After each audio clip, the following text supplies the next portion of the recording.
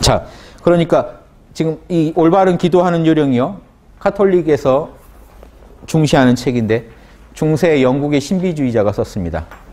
정말 묵상관상의 대가가 쓰신 거예요. 자기 이름도 안 밝혔어요. 무명시예요. 이게 엄청난 고전이고 70년대 와가지고 이 기도가 최고의 관상이라고 해가지고 구름의 기도라고 처음에 만들어서 하다가 중심을 향하는 기도라고 해서 향심 기도라고 이름을 바꿔서 합니다. 향심 기도의 바이블입니다.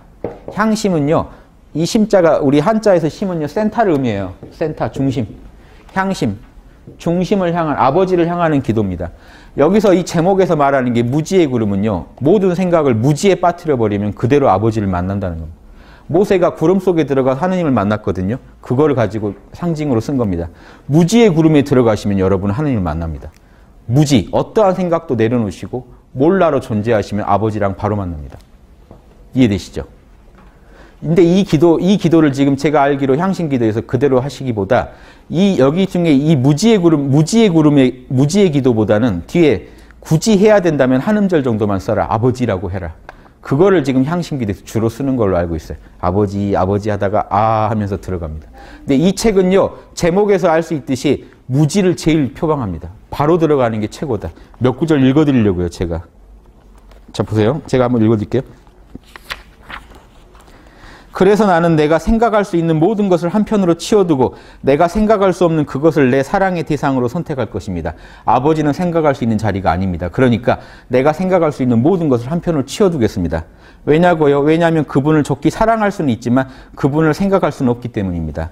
사랑으로는 그분을 붙들고 차지할 수 있지만 생각으로는 결코 되지 않습니다. 어떤 생각도 다 내려놓으세요.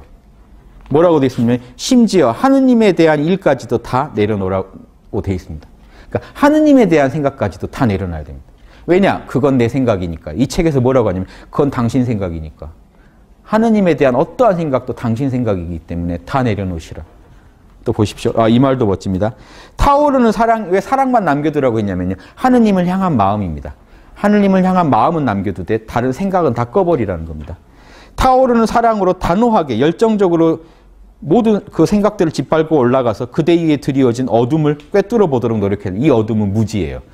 모름, 몰라 하는 그 상태에만 머무시면 간절한 사랑이라는 날카로운 화살로 두꺼운 무지의 구름을 맞추되 결코 포기할 생각을 하지 마십시오. 또 하나 읽어드릴게요. 이 내용이 너무 다 좋은 내용들인데요. 그대의 마음이나 의지 안에서는 오직 하느님 외에는 어떠한 것도 작용하지 못하도록 하십시오. 하느님이 아닌 어떤 것에 대한 지식과 느낌 일체를 제압하고 망각의 구름, 무지의 구름 아래로 깊숙이 묻어버리십시오. 그대가 이 일에서 그대 자신 이외의 모든 것들뿐만 아니라 그대 자신과 심지어는 그대가 하느님을 위해 해낸 일까지도 모두 잊어야 한다는 사실을 명심하지 않으면 안 됩니다. 어떠한 일도 잊어버리셔야 돼요. 그대가 자신에게 그렇게 하도록 하십시오. 그대의 마음과 의지 안에 출현하는 것이 하나님이 아닌 한은 모조리 싫어하고 질색해야 합니다. 다 몰라라고 잡아 떼셔야 됩니다.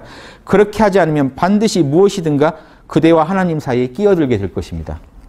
자, 제가 이거를요, 몰라를 한참 지도하다가 작년쯤에 이걸 봤어요. 이 책을 처음 보고 놀랐어요. 우리가 쓰는 기법까지도 똑같은 거예요. 몰라 괜찮아 명상이랑 보십시오. 관상적인 완덕은 그 자체가 매우 멋지고 철저히 영적이라서 이를 제대로 이행하기만 하면 우리는 어떤 육체적 움직임이나 장소와는 정반대되는 대립 개념임을 깨닫게 될 것입니다. 뭔 얘기냐면 진정한 관상은 어떤 움직이는 게 아니라 그냥 초월해버린다는 거예요. 이런 시공을 초월해버린다는 겁니다. 그래서 움직임이라기보다는 왜 이 말을 하냐면요. 우리가 보통 하나님 만난다 그러면 하늘로 한참 올라간다고 생각을 하는 거예요. 그거에 대한 비판을 하면서 나온 얘기입니다. 하늘로 올라가는 게 아니고 저 하늘에 어디에 있는 게 아니라는 겁니다. 진짜 하느님은. 이 시공을 그냥 초월할 때 만난다는 겁니다. 그러니까 움직임이라기보단 차라리 변화입니다. 그래서 관상기도는 시간과 장소와 육신에 관한 일체의 것들을 망각해야 합니다. 그것만 망각하면 그대로 만납니다. 이거는 선사로 치면 엄청난 선사가 쓴 글입니다. 선사예요, 선사. 자, 그래서 우리가 뭐라고 합니까? 우리 명상할 때 몇 시입니까? 모르시죠? 여기 어디입니까? 모르시죠? 몸뚱이 모르시죠? 여러분 자신까지도 잃어버리라고 했죠? 여러분 이름 모르시죠? 존재하시죠? 이게 나는 존재할 뿐이다 하는 겁니다. 이 자리가 성령 자리입니다. 보고 듣고 말하는 건 다 그 자리에 의존해서 일어납니다. 여러분 안에 있는 순수한 참나, 순수한 청령을 만나시면요. 아버지를 만나고 거기서 힘이 나와서 자선도 베풀고 기도도 하고 금식도 하고 다 거기서 하셔야 됩니다.